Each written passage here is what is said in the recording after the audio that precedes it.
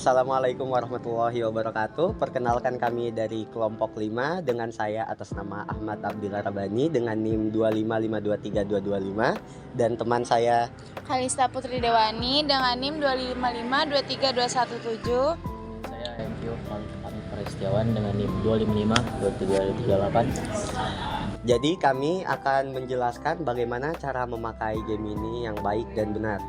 Untuk pertama-tama kita akan membacakan manfaat dari penggunaan Google Gemini tersebut. Manfaat dari Google Gemini memberikan manfaat yang signifikan dalam mendukung proses pembelajaran, membantu mahasiswa memahami konsep-konsep dasar informatika yang seringkali bersifat abstrak seperti algoritma, logika pemrograman, struktur data, dan kecerdasan buatan. Google Gemini mampu menjelaskan konsep-konsep tersebut menggunakan bahasa yang lebih sederhana dan mudah dipahami. Google Gemini bermanfaat sebagai sarana pembelajaran mandiri.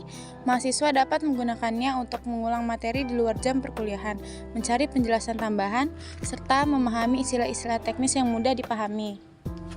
Selanjutnya, kekurangan dari Google Gemini.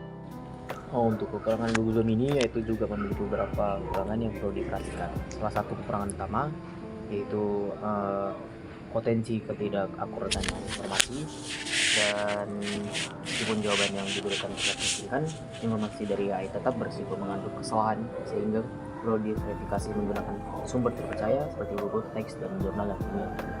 Nah, dan selanjutnya kita akan memulai tutorial dari penggunaan Google Gemini. Dan ini adalah tutorial dari cara penggunaan Google Gemini AI. Yang pertama, buka browser yang ada di laptop kalian atau di device kalian.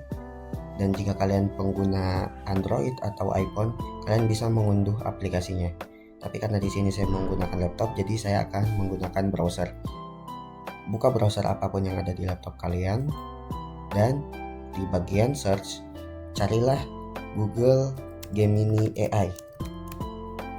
Dan akan muncul paling atas https://gemini-google.com. Pilih. Dan ini adalah tampilan awal dari Google Gemini AI. Sebelum kita memulainya, alangkah lebih baik kalian harus login terlebih dahulu. Yang bisa kalian login di atas kanan. Tapi karena saya telah login, jadi mari kita langsung saja. Ini adalah tampilan awal dari Google Gemini ini. Ini adalah chatbox untuk kita membuat perintah atau yang biasa kita kenal dengan prompt.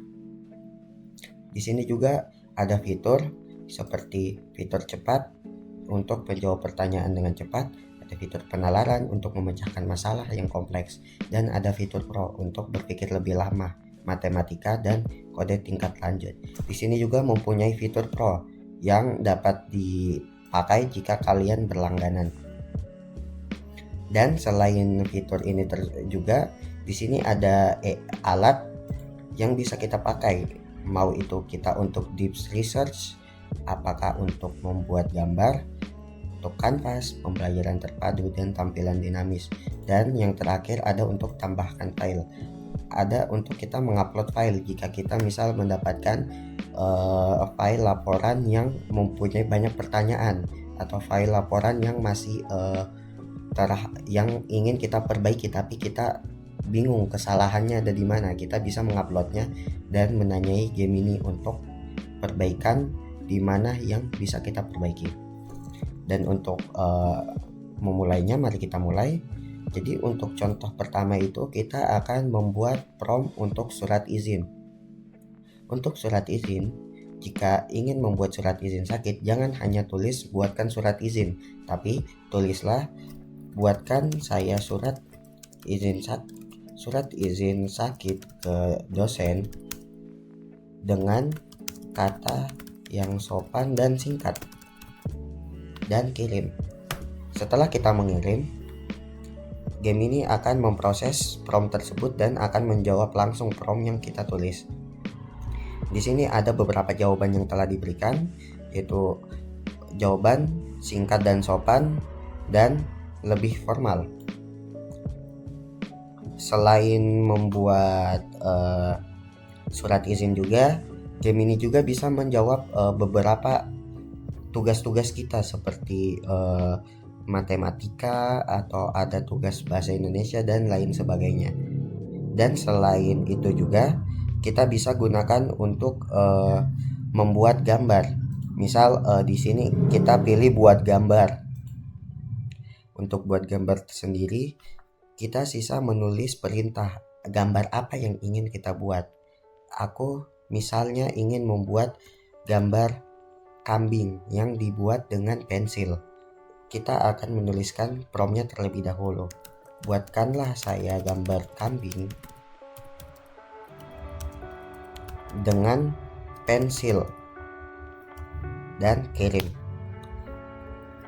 Dan game ini akan memproses dari prompt kita ini. Mungkin ini agak sedikit lama karena memang untuk pembuatan gambar game ini perlu membuat gambar dulu setelah memproses prompt kita. Nah, ini adalah gambar yang telah dibuat. Kenapa gambar ini sesuai dengan yang saya promptkan? Karena saya promptnya dengan hati-hati. Kenapa dengan hati-hati?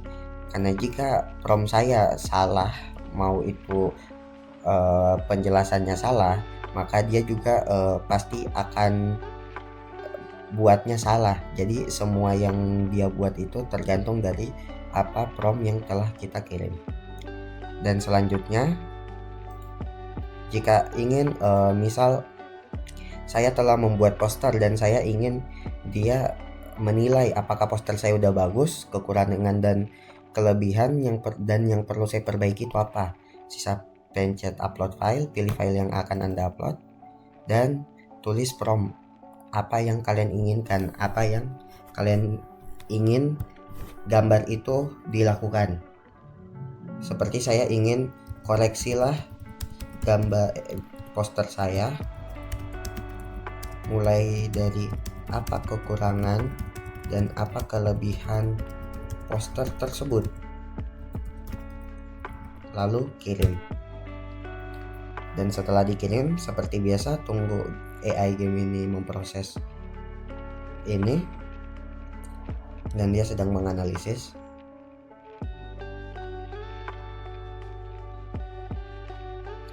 Nah, ini adalah hasil. Dia udah menyebutkan apa saja kelebihan dari poster saya dan kekurangan, dan dia juga bahkan menambahkan saran perbaikan. Dan dia menambahkan kesimpulan. Jadi mungkin itu saja tutorial game ini kali ini. Dan pesan utama saya, kalian boleh memakai game ini, boleh memakai AI yang lain, tapi jangan bergantung pada AI tersebut. Cukup jadikan sarana pembelajaran atau tempat untuk kalian mencari referensi.